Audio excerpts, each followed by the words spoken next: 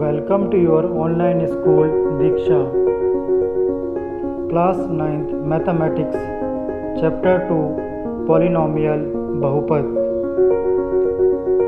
Algebraic Identities Advanced बीजीय सर्वसम्मिका आधुनिक. सर्वसम्मिकाएँ 6 और 7. प्रश्नावली 2.5 प्रश्न संख्या 8 सर्वसम्मिका 6 और 7 का प्रयोग. प्यारे बच्चों, आज की वीडियो कक्षा 9 के बच्चों के लिए है जिनका चैप्टर नंबर 2 बहुपद हम लोग पढ़ रहे हैं और इसके अंतर्गत हम लोग बहुपद वाले चैप्टर की जो आखिरी प्रश्नावली है 2.5 उसको हल कर रहे हैं. तो पिछले वीडियो में हम लोगों ने सर्वसम्मिका नंबर 6 और 7 के बारे में पढ़ा था. इसको हमने प्रूव भी किया था कि x + y की घात 3 का ये मान क्यों होता है. ये पिछले वीडियो में हम लोगों ने पढ़ा था. तो सर्वसम्मिका नंबर 6 हमको ये कहती है कि x + y पूरे की घात 3 बराबर होता है x की घात 3 + y की घात 3 + 3xy और ब्रैकेट में x + y. इसी प्रकार सर्वसम्मिका नंबर 7 में y की जगह यहाँ पे -y आ जाता है, बाकी तो वही रहती है. तो x - y की घात पूरे की घात 3 का मतलब क्या होता है, यहाँ पे केवल माइनस आ चुका है. तो x की घात 3 - y की घात 3 - 3xy और ब्रैकेट में x - y. तो हम लोगों ने ये दो सर्वसम्मिकाएं पिछले वीडियो में पढ़ी थी और इस प्रकार हम लोग बीजीय सर्वसम्मिका आधुनिक में हम लोग 7 सर्वसम्मिकाओं तक पहुंच चुके हैं. एक और रह गई है, वो हम अगले वीडियो में पढ़ेंगे. तो आज की जो वीडियो है उसमें हम प्रश्नावली 2.5 का प्रश्न नंबर 8 करेंगे और प्रश्न नंबर 8 को करने से पहले आपको इस सर्वसम्मिका का ध्यान दिलाना आवश्यक था, क्योंकि प्रश्न नंबर 8 बच्चों इन्हीं सर्वसम्मिकाओं पर आधारित पूरा प्रश्न है. ठीक, तो कैसे हम उसको करेंगे तो उसको हम देखते हैं. प्रश्न नंबर 8 इस प्रकार से है कि निम्नलिखित में से प्रत्येक का गुणनखंडन कीजिए. आपको बहुपद दे रखा है ये. ठीक, हमको इसका गुणनखंड करना है. ठीक है, सर्वसम्मिका के प्रयोग से. तो हमको कैसे पता लगे कि यहाँ पे हमारी कौन सी सर्वसम्मिका काम कर सकती है, कौन सी सर्वसम्मिका यहाँ पे उपयोगी हो सकती है. हम लोगों ने तो कम से कम 7 सर्वसम्मिकाएं तो अभी तक पढ़ ली हैं, तो 7 में से कौन सी यहाँ पे काम करेगी, तो वो उसका उत्तर बच्चों सवाल में ही छिपा रहता है. तो सवाल में हमने देखा कि हमारे जो हमें प्रश्न दे रखा था उसके शुरू के जो 2 पद हैं 8 a की घात 3 और b की घात 3, ये शुरू के जो 2 टर्म हैं 2 पद हैं वो पूरे की घात 3 के रूप में है. देखिए यहाँ पे पूरे की घात 3 है और ऐसी सर्वसम्मिका हमारी, और बीच में प्लस भी लगा हुआ है. देखिए सब पूरे के पूरे पद प्लस में है. तो ऐसी सर्वसम्मिका हमारी छठी की सर्वसम्मिका नंबर 6 है. उसका दायां पक्ष आप देखिए, यहाँ पे 2 पद जो शुरू के 2 पद हैं वो भी पूरे की घात 3 के रूप में है और बाकी सब प्लस में है. तो हमने अंदाज़ा लगा लिया कि यहाँ पे हमारी सर्वसम्मिका नंबर 6 उपयोगी हो सकती है. उसी का प्रयोग हम करेंगे. देखिए आपको समानताएं दिख रही होंगी. शुरू के 2 पद की घात पूरे की घात 3 है, यहाँ भी शुरू के 2 पद की घात 3 है. आगे 3xy x + y है, आगे भी हम इसको इसी तरह ही बनाएंगे. तो हमें करना क्या है बच्चों, हमको ये पता लग चुका है कि हमारी सर्वसम्मिका नंबर 6 यहाँ पे उपयोगी हो सकती है और जो हमारा प्रश्न है वो हमारे सर्वसम्मिका नंबर 6 के दाएं पक्ष की तरह बन सकता है. तो हमको अपने पूरे प्रश्न को सर्वसम्मिका नंबर 6 के दाएं पक्ष के रूप में बनाना पड़ेगा, तभी हम इसके बराबर अपना ये x + y की घात 3 को लिख सकते हैं, क्योंकि ये दोनों आपस में बराबर हैं. तो हमारा आगे यही काम है कि अपने पूरे प्रश्न को सर्वसम्मिका नंबर 6 के जो राइट हैंड साइड है उसके रूप में बनाना. चलिए कैसे बनाएंगे. तो पहले हमने ये लिखी कि सर्वसम्मिका नंबर 6 जो उपयोगी यहाँ पे हो सकती है उसको लिखा हमने.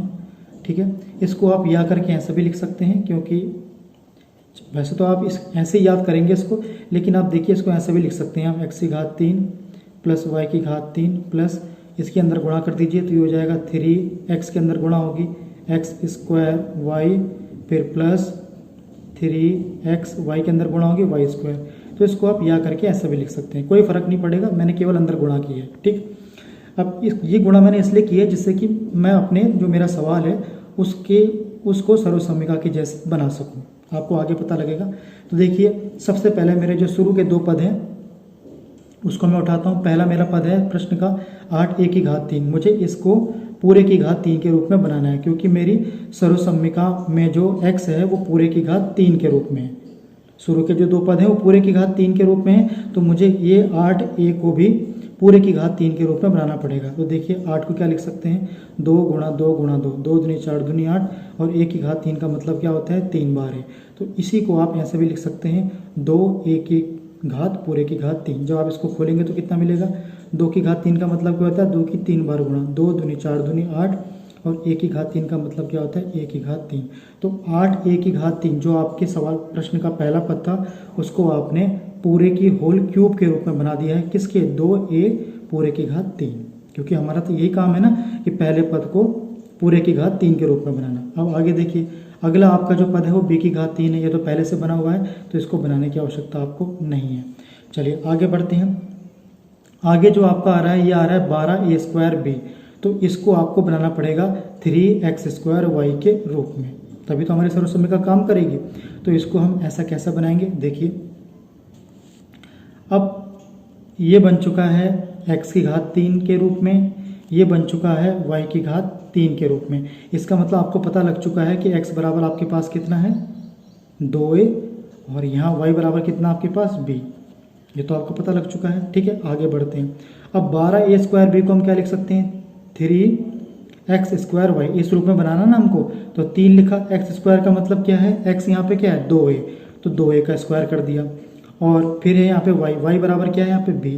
देखिए इनकी गुणा कीजिए, 3 2a² को खोलिए, 2 दूनी 4 a², ए को भी खोलेंगे ना, वो भी a² बन जाएगा, 2a का होल स्क्वायर खोलेंगे आपको ये मिलेगा, इंटू b, जब इनकी गुणा करेंगे 4 3 12, ये मिलेगा आपको 4 3 12 a²b। तो देखिए 12 को आप इस रूप में भी बना सकते हैं, कोई फर्क नहीं पड़ा, इसलिए बनाया जिससे मेरी सर्वसम्य का काम कर जाए। अगला पद मेरा रह गया 6ab², तो इसको मुझे किसकी तरह बनाना है, इसको मुझे बनाना है 3xy² के रूप में। 3 लिखा, x की जगह क्या आएगा यहाँ पे, 2a आएगा, और b की जगह यहाँ पे क्या आएगा, y, और y का क्या करना पड़ेगा, y की जगह यहाँ पे क्या आएगा, b, और y² है तो यहाँ पे हो जाएगा b²। गुणा कीजिए, 3 दूनी 6 6ab², मिल गया नहीं मिल गया आपको। तो बिल्कुल आपने जो सर्वसम्मिका, जो प्रश्न आपको दिया था उसको सर्वसम्मिका के दाएं पक्ष के रूप में बना दिया। अब अपने आपको अब सवाल उतारना है, उतार लिया, जो जो आपने बनाया उसको लिख दीजिए।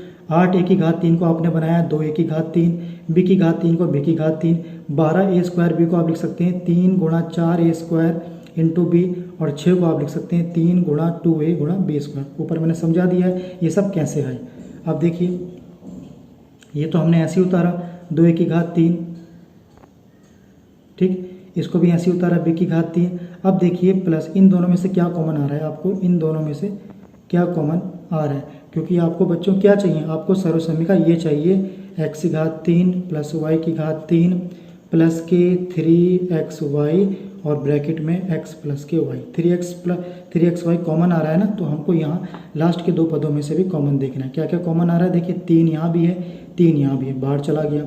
देखिए 2a और 4a, इसमें से 2a कॉमन आ सकता है, यहाँ से 2 और 1a कॉमन ले लिया हमने, ये 2a पूरा बाहर आ गया। अब यहाँ से b और यहाँ भी b है, इसको भी हमने बाहर ले लिया। तो देखिए यहाँ क्या बचा, 3 बाहर, b बाहर, ये 4a² है, इसमें से 2a बाहर है, तो अंदर क्या कितना बचेगा, अंदर बचेगा 2a, इसमें से 2a बचेगा। प्लस लगाओ, 3 बाहर है, 2 बाहर है, 1 b बाहर है, तो अंदर क्या बचेगा, 1 b। इसको इसलिए बनाया है जिससे कि मेरी सर्वसम्मिका काम कर जाए। कैसे, अब देखिए x की घात 3 मतलब 2a की घात 3, y की घात 3 मतलब b की घात 3, प्लस 3x ये y, और ये x प्लस के y, ये होती है मेरे सर्वसम्मिका नंबर 6। इसको मैं ऐसे लिख सकता हूँ x प्लस y की घात 3। तो मेरा उत्तर कितना आ गया, x की जगह मेरा क्या है 2a, y की जगह मेरा क्या है b, तो 2a प्लस b की घात 3 मेरा क्या आ गया बच्चों, उत्तर आ गया। या इसी को आप ऐसे भी लिख सकते हैं, 2a प्लस b की घात 3 का मतलब क्या है, जैसे x की घात 3 का मतलब क्या है कि x की 3 बार गुणा। इसी प्रकार 2a प्लस b की पूरे की घात 3 का मतलब क्या है कि 2a प्लस b की 3 बार गुणा। या करके आप इसको ऐसे भी लिख सकते हैं, ये आपका आ गया आंसर। ठीक, तो मैं उम्मीद करता हूँ कि आपको सर्वसम्मिका नंबर 6 का प्रयोग बहुपदों के गुणनखंडों को करने में कैसे करना है, जब उसके दाएं पक्ष के रूप में हमको सवाल दे रखा हो, तो हमको अपने प्रश्न को उसके दाएं भाग के रूप में बनाना है, और जब वो बन जाए तो फिर उसको बाएं के बराबर रख देना है, तो हमको उत्तर प्राप्त हो जाता है। मैं उम्मीद करता हूँ आपको ये प्रश्न समझ में आ गया होगा। चलिए एक और प्रश्न लेते हैं, आपकी पुस्तक का ही है, NCERT पुस्तक का। दूसरा प्रश्न है 8वें का, इसमें माइनस आ गया है। ठीक, तो हमारी जो सातवीं सर्वसम्मिका है वो माइनस वाली है, तो इसको हमें कैसे लागू करना है ये भी आप देख लीजिए। ठीक, इसमें माइनस वाली सर्वसम्मिका लागू होगी। कैसे पता लगा मुझे? देखिए मेरे प्रश्न के जो शुरू के 2 पद हैं वो पूरे की घात 3 के रूप में हैं। 8 में तो नहीं है, लेकिन a की घात 3 b की घात 3 है। इसका मतलब यहाँ पे मेरी सर्वसम्मिका नंबर 7 काम कर सकती है, और माइनस लगा हुआ है। ये तो बाद में प्लस हो ही जाएगा, लेकिन माइनस लगा हुआ है तो यहाँ पे मुझे उपयोगी लगी कि मेरी x माइनस वाई की घात 3 वाली सर्वसम्मिका काम कर सकती है। x की घात 3 माइनस वाई की घात 3 माइनस के 3xy और लास्ट में x माइनस के y। तो सबसे पहला काम क्या है? अपने प्रश्न को सर्वसम्मिका के दाएं भाग के जैसा बनाना। तो देखिए सर्वसम्मिका लिखी, प्रश्न उतारा। 8a को लिख सकते हैं जैसे ऊपर किया, यहाँ मैं आपको डायरेक्ट कर रहा हूँ क्योंकि यहाँ तो मुझे समझाना था आपको। ये आप प्रश्न में अगर आप इसको समझ गए तो आप इसको डायरेक्ट भी कर सकते हैं, सीधे आप यहाँ पहुँच सकते हैं। ये प्रश्न उतारा आपने, इसको ऐसा बना सकते हैं आप। ठीक, यदि आपको ये समझ में आ चुका हो तो ये तो समझाने के लिए आपको किया गया है। ये काम रफ में कर सकते हो आप, बगल में रफ लिख के ये काम आप रफ में कर सकते हो, ये कॉपी के पीछे कर सकते हो आप। ठीक, लेकिन आपको प्रश्न ऐसे उतारना है और उसको डायरेक्ट इस रूप में बना देना है, सर्वसम्मिका के दाएं भाग की तरह बना देना है। ठीक, तो चलिए हम माइनस वाला करते हैं। प्रश्न उतारा। 8a की घात 3 को आप लिख सकते हैं क्या? 2a की घात 3, क्योंकि जब इसके आप क्यूब खोलेंगे तो आपको यही मिलेगा। 2 की घात 3 मतलब 8, a की घात 3 मतलब a की घात 3, माइनस b की घात 3 को तो आप ऐसे लिख सकते हैं। अब क्या आता है? देखिए यहाँ पे भी वही काम हो जाएगा, x की घात 3 माइनस y की घात 3 माइनस का 3x स्क्वायर y, इसके अंदर गुणा करनी है, और इसके जब अंदर गुणा होगी तो minus minus plus 3xy square. तो हमको इस जैसा बनाना है अपने प्रश्न को। चलिए बनाते हैं। आगे आता है 3x square Y minus 3x की जगह यहाँ पे क्या है? 2a स्क्वायर, y की जगह यहाँ पे क्या है? b, फिर बाद में प्लस 3xy स्क्वायर, 3x की जगह 2a, y की जगह b स्क्वायर। ठीक, आगे लिखिए 2a की घात 3 माइनस b की घात 3। अब देखिए इनमें से क्या कॉमन आ रहा है? 3 कॉमन है, 3 कॉमन है, 2a कॉमन है, 2a कॉमन है, b कॉमन है, b कॉमन है। जो बेनिश आ रहा है उसको निकाल दो और साथ में माइनस चिन्ह को भी बाहर निकाल दो। तो माइनस का हमने कॉमन ले लिया 3 2a b, ब्रैकेट में क्या बचा? 3 बाहर जा चुका है, b बाहर जा चुका है, 1 2a बाहर जा चुका है, तो यहाँ क्या बचेगा? प्लस का 2a, क्योंकि माइनस तो हम बाहर ले चुके हैं ना। चिन्ह का विशेष ध्यान रखना है, माइनस को बाहर लेना है। आगे जब माइनस बाहर जा चुका है तो यहाँ प्लस की जगह क्या हो जाएगा? माइनस। देखिए यहाँ क्या बचा? 3 बाहर, 2a बाहर, 1 b बाहर, तो b बचा। अब देखिए ये आपकी सर्वसम्मिका नंबर कौन सी काम कर रही है? 7वीं। x की घात 3 माइनस y की घात 3 माइनस का 3xy और ब्रैकेट में x माइनस के y, और ये किसके बराबर होता है? x माइनस y की घात 3 के बराबर होता है जी।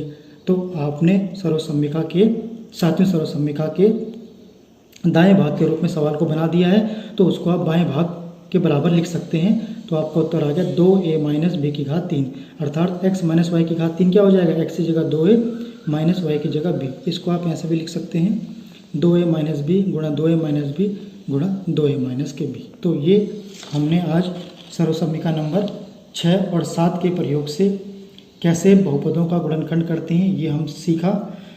तो 8वां प्रश्न, जो पूरा प्रश्न है वो इसी पर आधारित है। साथ ही आपकी पुस्तक में ये उदाहरण नंबर 24 है, तो इसको भी आपको करना है।